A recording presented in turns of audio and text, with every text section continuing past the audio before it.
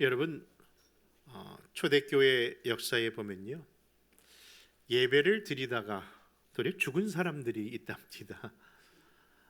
예배라는 것이 생명을 주는 귀한 일인데 도리어 예배를 드리다가 죽은 일이 일어난 겁니다.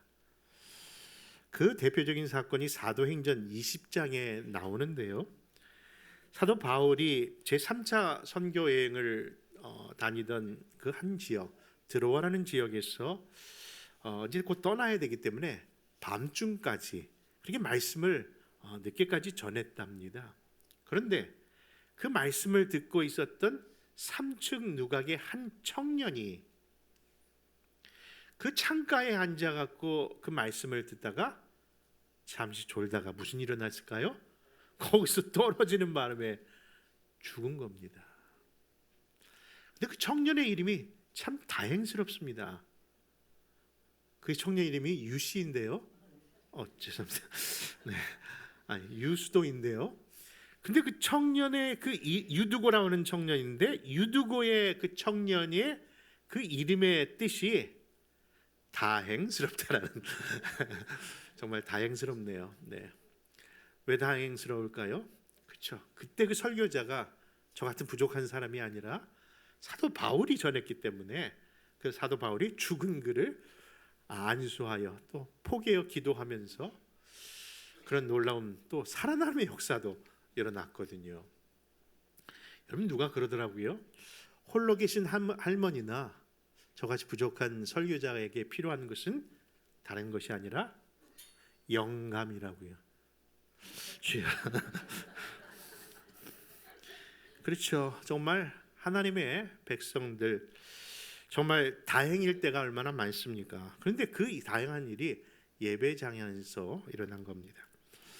여러분, 그 얘기를 기껏 전했더니요, 어떤 성도가 그 말씀을 통해서 어떤 교훈을 받았냐고 이렇게 나눈 적이 있었는데 그 성도가 이렇게 대답하더라고요.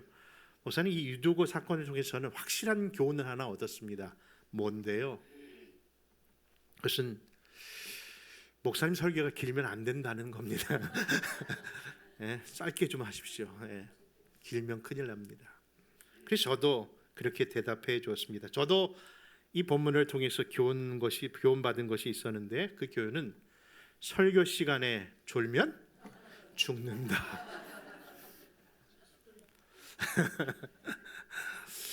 여러분, 이처럼 본문을 통하여 오해의 교훈을 유발시키는 그런 사건이 이 본문만이 아니라 또 하나의 죽음의 사건과 함께 일어난 내용이 있답니다.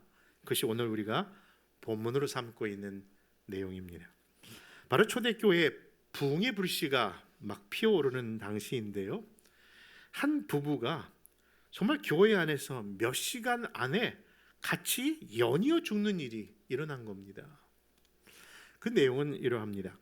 아나니아와 삽비라는 부부가 있었는데요, 그들이 자신의 소유를 판 일부를 드리면서 마치 다 드린 것처럼, 전체를 다 드린 것처럼 베드로에게 거짓말을 했다가 그로 인하여 그 부부 둘 다 시간차로 그렇게 연이어 즉사하는 일이 일어난 겁니다. 여러분, 그렇다면은 그 본문이 주는 교훈은 또 무엇일까요? 이미 서론에서 언급한 유두고처럼 그런 교훈으로 오해할 수 있는데, 여러분, 대부분의 이 말씀에 우리가 받는 교훈은 그렇게 하나님 앞에 드리는 것, 혹시 11조를 떼먹으면 무슨 큰일 난다는 그런 의미의 교훈으로 많은 분들이 생각할 수 있겠습니다만은, 여러분, 그런 의미보다 또 다른 숨겨진 하나님의 깊은 뜻이 있음을 오늘 나누려고 하는 겁니다. 어쨌든 여러분, 오늘도 조심하십시오. 큰일이 날지 모릅니다. 근데 여러분, 이 이야기를 들으면서 어떻게 이런 일이 일어날 수 있을까라고 그렇게 충격적인 의문을 갖고 계실 텐데, 그렇죠? 하나님 앞에 예배드리다가 하나님께 예물 드리다가 이렇게 죽는 역사가 일어난다는 거, 여러분, 이 사실에 대하여 충격을 여러분 갖고 계실 터인데, 여러분 한번 묻습니다. 그 충격의 의미가 무엇입니까? 여러분, 그 충격을 받는 이유가 정말 어떻게 하나님의 백성이 하나님을 속이려고 했는가에 대한 충격입니까? 아니면 그 거짓말 하나 했다고 해서 굳이 죽이실 것까지 있는가에 대한 하나님의 징계에 대한 충격입니까? 여러분, 그런 의미에서 이 말씀을 잘못 해석하거나 잘못 오해하면은 다른 교훈을 받을 수 있다니까요. 여러분, 사실 우리는 이 충격적인 본문을 대하고 있습니다만은 정작 그 충격의 환경 속에 있었던 사람들의 반응은 어떠했는지, 바로 아나니아의 죽음, 그리고 이어 3시간 후에 연이어서 일었던 삽비라의 죽음에 대하여 사람들의 반응을 오늘 본문 5절과 11절은 이렇게 말씀합니다. 같이 한번 찾아 읽습니다. 시작. 아나니아라 하는 사람이 네. 그의 아내 삽비라와 더불어 소유를 팔아 그 값에서 얼마를 감춤해 그 아내도 알더라. 얼마만 가져다가 사도들의 발 앞에 두니. 여러분 5절과 11절입니다. 5절과 11절. 네. 시작. 아나니아가 이 말을 듣고 엎드려져 혼이 떠나니 이 일을 듣는 사람이 다 크게 두려워하더라. 온 교회와 이 일을 듣는 사람들이 다 크게 두려워하니라. 그렇죠. 아나니아의 죽음 그리고 삽비라의 죽음에 이어서 연이어 등장하는 사람들의 반응은 크게 두려워했다는 겁니다. 자, 이런 서론적 배경을 따라 거룩하고 순결한 교회라는 제목으로 오늘도 두려운 마음으로 이 말씀을 나누고자 합니다. 여러분, 첫째 우리에게 주시는 교훈은 무엇일까요? 그것은 바로 교회의 거룩성을 우리는 힘써 지켜야 한다는 교훈입니다. 우리 본문 5장 1절과 2절 한번 찾아 읽어볼까요? 같이 찾아 읽습니다. 시작. 아나니아라 하는 사람이 그의 아내 삽비라와 더불어 소유를 팔아 그 값에서 얼마를 감춤해 그 아내도 알더라. 얼마만 가져다가 사도들의 발 앞에 두니. 여러분, 초대교회가 시작되던 당시 교회 분위기는요, 저마다 자신의 재산을 하나님 앞에 드리는 그런 분위기가 형성되던 시절입니다. 그래서 이 아나니와 삽비라 부부도 역시 자신의 소유를 팔아 그 일에 동참한 겁니다. 그런데 그런 귀한 일에도 불구하고 이 부부가 뭐라고요? 죽임을 당한 겁니다. 자신의 소유의 판 금의 전부가 아니라 그 죽음을 당한 이유가 뭐라고요? 그렇죠. 다가 아니라 다 드린 것처럼 거짓을 행했기 때문에 죽었다. 여러분, 그렇게 우리가 교훈을 많이 받고 있습니다만은요, 엄밀히 본다면요, 그 애들의 죽음은 헌금 때문에 죽은 것 아닙니다. 여러분, 다시 말해서 그들의 죽음을 당한 그 징계의 이유는요, 교회와 성도가 반드시 지켜야 할 거룩성을 상실했기 때문이라는 겁니다.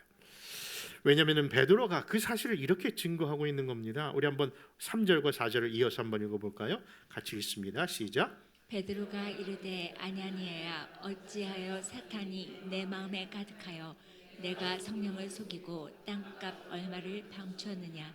땅이 그대로 있을 때에는 내 땅이 아니며 반후에도 내 마음대로 할 수가 없더냐. 어찌하여 이 일을 내 마음에 두었느냐. 사람에게 거짓말한 것이 아니요 하나님께로다. 여러분, 그렇습니다. 그들의 죽음의 원인은 바로 헌금 때문이 아니라, 그렇죠, 성도가 그리고 교회가 반드시 지켜내야 할 거룩성을 그들이 완전히 상실하고 바로 악한 영에 사로잡혀 있었기 때문이라는 겁니다.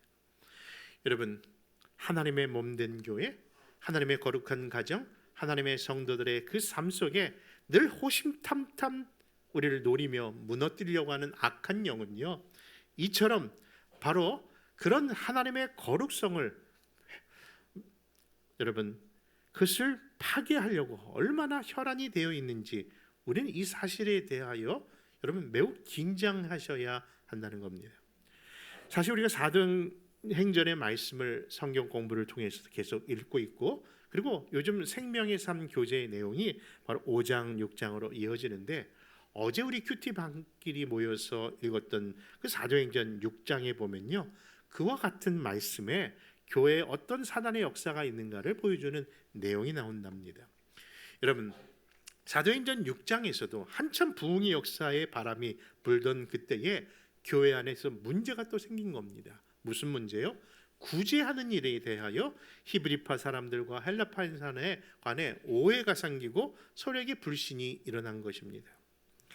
그런데 그 문제의 원인과 내용이 구제를 잘못했구나라고 생각하게 되었는데, 그 말씀을 읽으면서 그 안에 사단이 어떤 그 악한 영을 어떻게 불어 넣었는가를 보여주는 한 단어가 있음을 발견하게 되었답니다.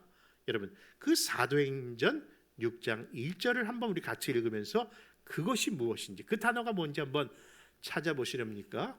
하필이면 빨간 줄이 있으니까 같이 한번 읽습니다. 시작.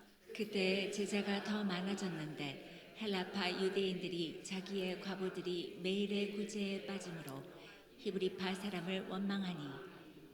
여러분, 결국 우리가 생각하는 문제의 원인이 구제 때문, 잘못 행정을 했기 때문이 아니라 뭐예요? 악한 영이 무엇을 불어넣은 겁니까? 그 마음에 원망이라는 것을 넣어두었다. 여러분, 이 원망이라는 단어가 그동안 사도행전 1장부터 5장, 6장으로 넘어가는데 한 번도 일어나지 않았던 단어입니다. 그런 상태입니다. 도리어 그 원망이라는 단어보다 그 사도행전 1장부터 바로 성령이 놀라운 역사가 임하는 순간부터 있었던 그 자주 반복되는 그 단어는요, 한마음이었거든요. 한마음으로 그들이 기도했고 열심으로 기도했고 한마음으로 섬겼다라고 표현되는 한마음이 그 대부분의 성도들의 마음 상태였는데, 갑자기 어느 순간에 6장에서 원망이라는 마음이 그들 안에 싹트기 시작했다는 거예요.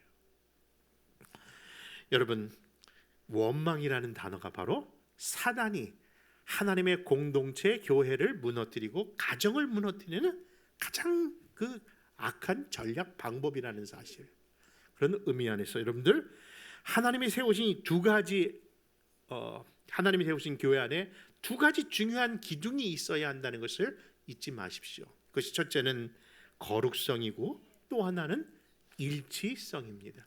연합성입니다. 여러분, 퓨리티와 유니티, 이것은 상호 보완적인 작용을 하는 관계인지라 그 하나가 무너지면요, 바로 뭐예요? 그 다음 것도 영향을 받게 되는 거예요. 바로 그 거룩성이 상실되는 한 가정으로 인하여 결국 그 교회 안에 뭐예요? 일치성이 무너지면서 원망과 모든 살 속에 그 일이 나타났다는 것이죠. 그래서 교회론을 다루고 있는 에베소서, 이제 우리 금요일마다 이번 주부터는 이제 에베소서를 강의할 터인데, 에베소서는 교회론을 얘기하고 있거든요. 근데 그 교회론을 얘기하고 있는 에베소에서 계속 반복적으로 강조하고 또 강조하는 단어가 뭐냐면요, 하나 되게 하신 교회를 힘써 지키라고 하는 말씀을 이야기합니다.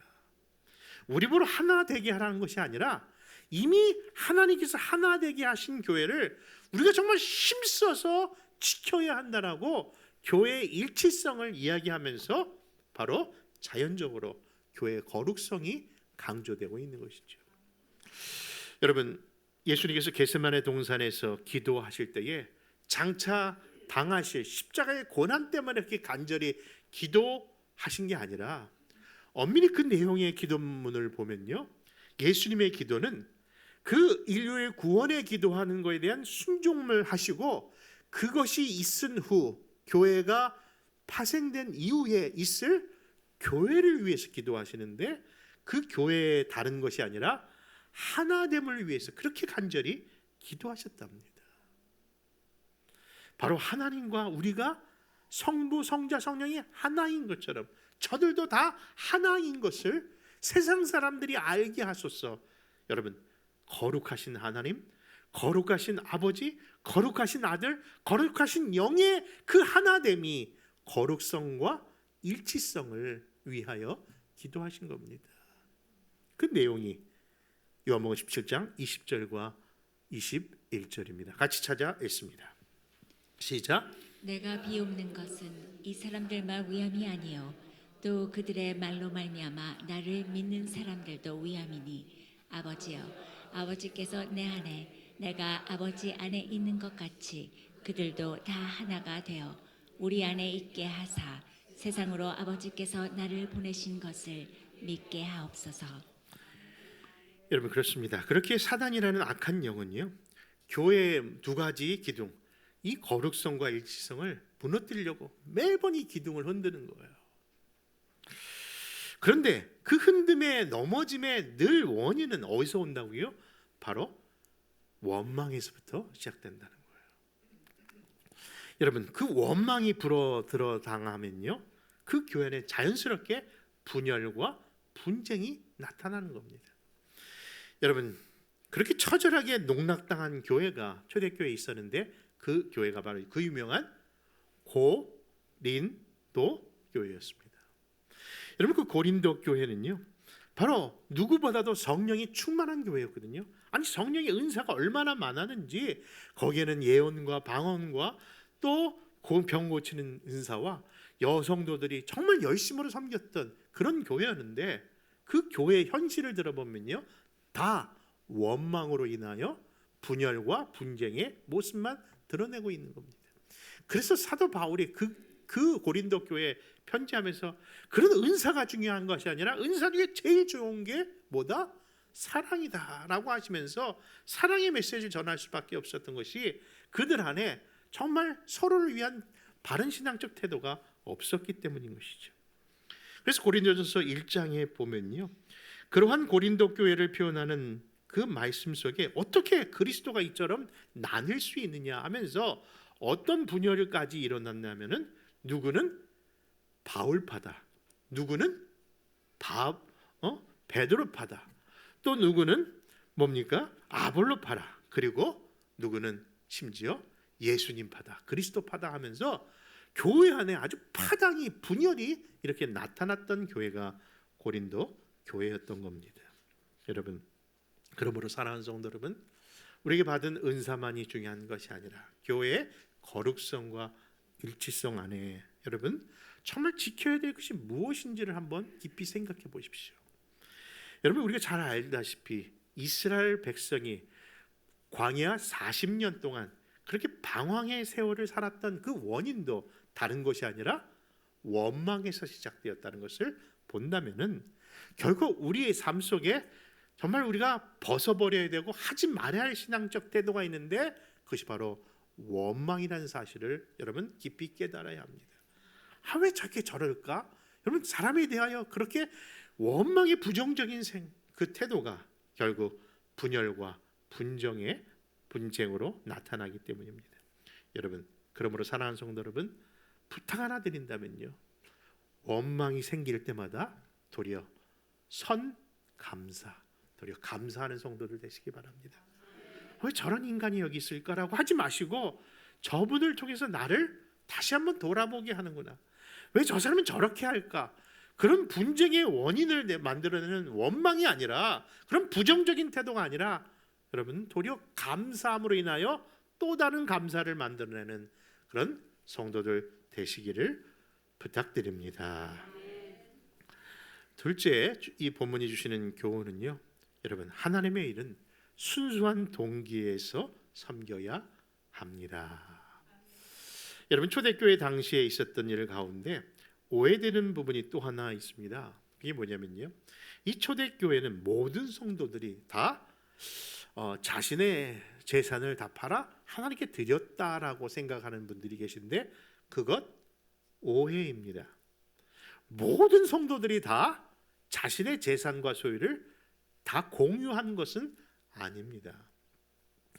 도리어 초대교회 그렇게 공유했던 것은 누가 했냐면요, 바로 사도행전 4장 34절과 35절에서 나오는데요, 그것은 바로 이러합니다. 우리 한번 찾아 읽어볼까요?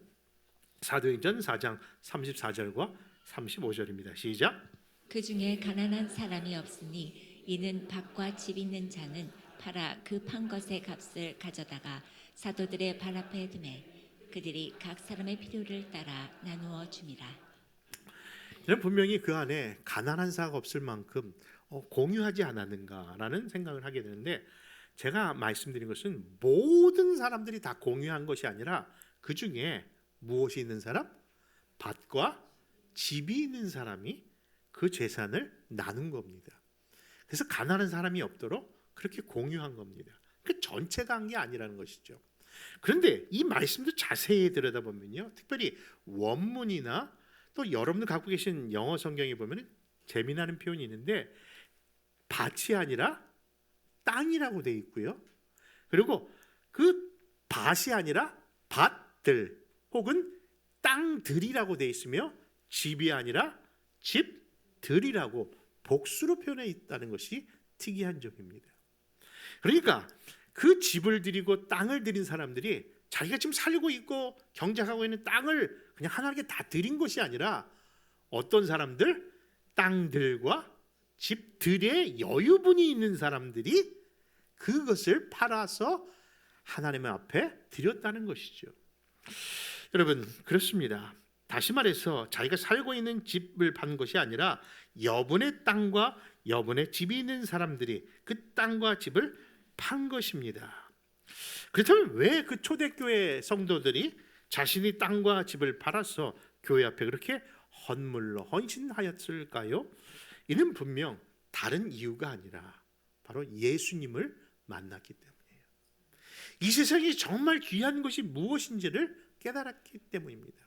주 예수보다 더 귀한 것이 없다는 것을 알았기에 세상 사람 좋다는 그 물질, 그 땅, 그 소유, 하나님 앞에 나눔의 기쁨을 누렸던 것이라 믿으시기 바랍니다. 여러분, 바로 예수님을 알게 되는 순간에, 예수님을 깨닫게 되는 순간에, 그 은혜를 경험하는 순간에 갑자기 그들의 삶 속에 나는 이렇게 살면 안 되겠구나를 깨달은 거예요. 그러면서 그동안 결단하지 못했던 여러 하나님의 말씀 중에 잊혀진 명령이 생각난 겁니다. 여러분, 잊혀진 계절은 아는데, 죄송합니다. 잊혀진 명령은 뭘까요? 여러분, 명령은 다른 것이 아니라 바로 구약 성경에 하나님의 백성에게 당부하신 토지에 대한 규례를 이스라엘 백성들이 잊고 있었던 거예요. 여러분, 그 토지에 대한 규례가 뭐냐면요, 레위기 25장 23절에 나와 있는데, 그 규례가 무엇인지 우리 한번 찾아 읽어봅니다. 시작. 토지를 영구히 팔지 말 것은 토지는 다 내 것임이니라. 너희는 거류민이요 동거하는 자로서 나와 함께 있느니라. 여러분, 그 말씀에 보면은요, 이 땅은 누구의 것이라고요? 비록 우리가 거기서 집을 짓고 살고 경작을 하지만은 이 땅의 주인은 오직 하나님이시라는 것을 규례로서 말씀하고 있거든요. 그러니까 하지 말아야 할 것이 뭐냐면요, 이 땅은 거래하면 안 됩니다. 다른 부동산은 뭐 거래할 수 있죠, 다른 재산들을. 그런데 땅은 인간의 소유권이 아니라는 것을 성경이 얘기하고 있는 거거든요. 생각해 보십시오. 이 땅 만드는 일에 인간이 동참한 사람이 누가 있습니까? 그렇죠? 그 땅은 오직 창조주 하나님의 솜씨입니다. 그렇기 때문에 구약 성경에서 이 땅의 소유권을 하나님께 있기에 인간이 함부로 그것을 팔거나 또 소유해서는 안 된다라고 이렇게 얘기하고 있는 거예요. 그런데 살다 보면요, 너무 없으면은 그거라도 팔아야 되지 않겠습니까? 그렇죠? 너무 없으면은. 그래서 이 규례인 레위기 25장 23절 이하에 보면요, 두 가지 땅을 팔 수 있는 또 다른 예외 규정을 주셨답니다. 그렇죠? 그런데 소유권만은 변함없이 땅을 걸어하는 거예요. 그래서 그것을 뭐라고 하냐면은 토지 무르기라고 하는데요. 다시 말해서 가까운 친척이 그 땅의 값을 대신 물어줌으로 인하여 원래의 주인의 그것은 뭡니까? 잃어버리지 않도록 하기 위함으로 그 일을 하신 거예요. 거기서 유명한 단어가 기업 물을 자라는 단어가 거기서 나온 겁니다. 그러니까 결코 그 땅의 주인을 함부로 이동시키지 않고 계속해서 한 주인 그 소유를 유지할 수 있도록 허락한 거죠. 그런데 문제는요, 그런 가까운 친척이 없는 거예요. 친척 가운데 그럴 능력이 있는 사람이 없으면 너 어떻게 하느냐 이거죠. 그럴 땐 할 수 없이 다른 사람에게 땅을 넘겨야 되는데, 여러분, 그럴 때에 또 다른 규례가 정해졌습니다. 그것이 뭐냐면은, 그 땅의 소유가 바뀐 것처럼 보일지라도 49년이 지난 그 다음 해인 무슨 년? 희년의 해에는 무엇을 선포합니까? 국가적으로 희년의 기쁨의 해를 선포하면서 매였던 종들과 그리고 그 땅들이 다시 원주인으로 돌아가는 법을 성경이 이야기하고 제시했던 거죠. 그것이 바로 두 가지 예외법의 규례였던 거죠. 근데 여러분, 질문합니다. 그 희년이 과연 지켜졌을까요? 여러분, 이스라엘 역사상 그리고 지금까지 안식년은 그렇게도 잘 지키면서 이 희년만큼은 한 번도 역사상 지켜본 적이 없다고 합니다. 왜일까요? 욕심 때문에. 결코 나눌 수 없기 때문에. 돌려줄 수 없는 그 욕심과 탐심이 다른 모든 규례는 잘 지킨다고 하면서 이 희년만큼은 지금도 지키지 못하는 규례라는 것이죠. 여러분, 그런데 왜 그런 마음이 생겼을까요? 생각해보면 이해는 됩니다. 다른 제사는요, 엄밀히 본다면은, 여러분, 지진이 일어나고 태풍이 불고 불이 화재가 일어나면요, 그 모든 제사는 다 죄로 변화버리잖아요. 남는 게 없어요. 그렇죠? 캘리포니아 사는 사람들이 그래도 낫다고 하더라고요. 왜냐면은 저 동부나 중부 밑에 가면은요, 허리케인이 불 때마다 뭐예요? 근데 통째로 뭐가 다 없어지니까 남는 게 하나도 없는데, 그래도 캘리포니아는 뭐래도 땅이 갈라지는 것밖에 없지 않느냐 뭐 얘기하는데, 여러분 생각해 보면요, 지진과 그리고 태풍과 화재로 인해서 다 전소되지만요, 유일하게 남는 거는 뭡니까? 땅은 남더라는 거예요. 여러분, 그게 하나님의 솜씨예요. 이 하나님의 땅만큼은 그것이 가치성을 영원히 보장하고 있거든요. 그래서 그것을 아는 인간은요, 다른 건 다 양보를 해도 그 땅만큼은 끝까지 욕심과 탐심을 버리지 못하고 있는 겁니다. 그 땅이 지금도 몇몇 사람들에게 편중되어 있는 것 아니겠습니까? 그런데 어떤 일이 벌어진 거예요? 예수를 믿고 하나님의 자녀되고 새로운 피조물이라고 하는 것을 깨닫는 순간부터 이제는 이렇게 살면 안 되겠다 하면서 떠오른 말씀과 규례가 다른 것이 아니라 뭐라고요? 바로 이 초대교회 백성들이 가졌던 나눔의 정신, 그 땅을 다시 하나님께 그리고 원래의 주인에게 돌려드리자고 하는 그런 선한 의도가 그 순간에 일어난 겁니다. 여러분, 그 변화된 삶의 실천을 통해서 그 교회 공동체 안에 가난한 자가 없었다니까요. 이런 놀라운 역사가 초대교회의 모습입니다. 근데 그 일에 대표적인 선두적인 역할을 했던 사람이 다른 사람이 아니라 그 유명한 누구요? 바나바라 불렸던 요셉이라는 인물입니다.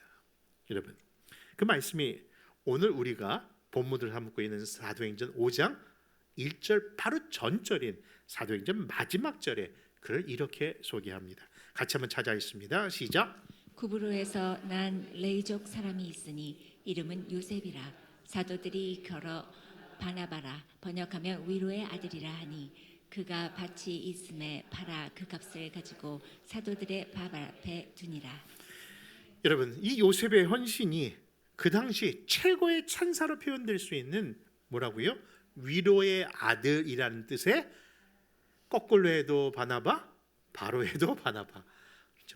그 이름하여 바나바라는 그런 칭호와 함께 교회의 지도자로 우뚝 서게 되었거든요. 여러분, 그가 다른 사람들은 여분의 땅이 있고 또 여분에 있는 것이 아니라 그는 전체를 드렸다라고 합니다. 그 정도로 온전한 헌신을 한 자가 바로 그 바나바라 불려지는 요셉이었던 것이죠. 그런데 그러한 요셉의 아름다운 일에 누가 시기심이 발동한 자들이 나타난 거예요. 그것이 누구입니까?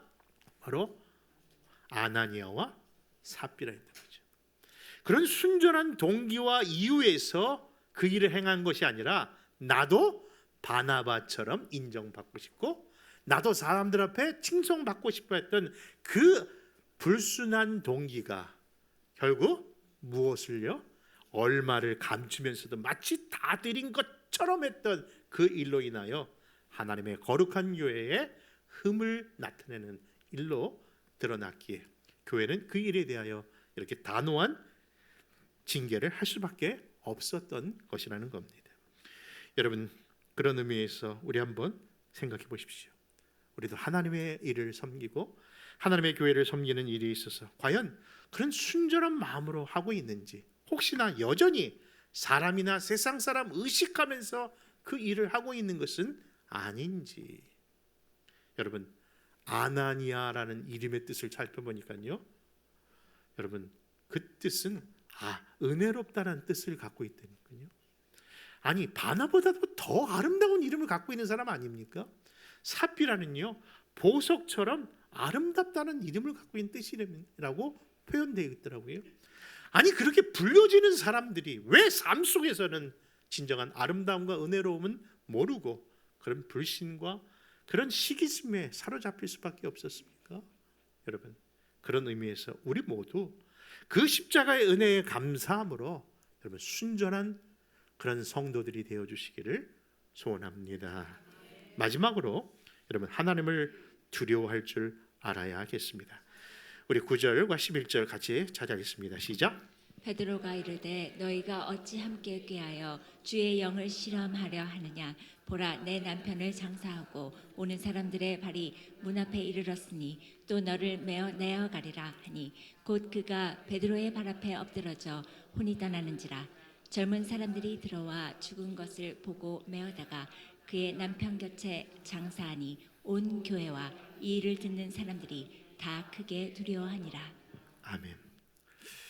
여러분, 이 땅의 교회의 진짜 위기는요,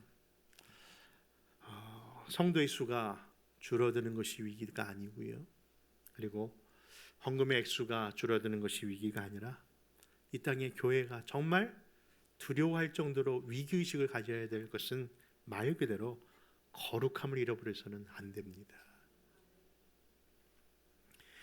이 땅에 세워진 교회가 점점 건강하게 성장하려면요, 정말 우리가 힘써서 이 거룩함을 지켜내야 하나됨이 드러난다니까요. 그러므로 여러분들, 이 죄에 대해서는 정말 죄송하지만요, 교회는 단호할 수밖에 없는 거예요. 그것을 허용하는 순간 바로 악한 영이 물밀듯 들어온다니까요. 그래서 이 사건과 함께 구약의 대표적인 사건 아간 사건에 동일시하고 있는 이유는 공동체를 시작하는 일에 이런 단호한 결단을 아니할 수가 없었던 겁니다. 여러분, 그렇습니다. 인간적인 생각에 너무 과한 징계가 아닐까 그렇게 생각할 수 있겠으나 여러분, 그 일을 도리어 행함으로 인하여 그 당시 예루살렘 교회와 그 당시 사도들과 그 당시 믿는 사람들의 변화가 어떻게 일어난지 아십니까? 사도들은요, 말씀만 전하던 사도들이 그 손에 능력이 임합니다. 예수 믿는 그 백성들을 향하여 사람들이 정말 크리스찬이구나, 이 사람들이 진짜 하나님의 아들이구나, 예수님을 닮은 백성이구나는 칭송을 받게 됩니다. 더불어 수많은 믿는 자가 더해지는 역사가 일어났다라고 이 말씀 다음 구절인 12절과 14절은 이렇게 증거합니다. 같이 찾아 읽고 결론을 내리겠습니다. 시작. 사도들의 손을 통하여 민간의 표적과 기사가 많이 일어나매 믿는 사람이 다 마음을 같이하여 솔로몬 행각에 모이고 그 나머지는 감히 그들과 상종하는 사람이 없으나 백성이 칭송하더라. 믿고 주께로 나오는 자가 더 많으니 남녀의 큰 무리더라. 사랑하는 우리 아름다운 동산교회 성도 여러분, 성령의 바람으로 부흥하였던 이 예루살렘 초대교회가 하마터면 죄로 오염될 수 있었던 그 순간에 이처럼 단호한 징계와 단호한 하나님의 말씀을 통하여 다시금 지금 2000년이 지난 오늘까지 교회가 든든히 서가게 되었다는 것을 생각한다면 여러분, 하나님은 정말 두려움으로 섬기는 그런 교회와 성도가 되어야 될 줄 믿습니다. 때론 내 아픔이 있다 할지라도, 하나님의 징계의 아픔이 있다 할지라도 이것이 결국 나를 그리고 교회를 도리어 세우시기 위한 하나님의 또 다른 사랑의 여러분 막대기라는 사실을 기억하신다면요, 그 순간에도 우리 주님만 높이며 영광 돌리는 찬양자들이 될 줄 믿는 겁니다. 그런 교회와 가정과 성도들 되시기를 축원합니다. 이제 우리 마지막으로 다 같이 일어나셔서 찬양하겠는데요, 찬양 드린 후에 잠시 기도하고 축도로 예배 마치겠습니다.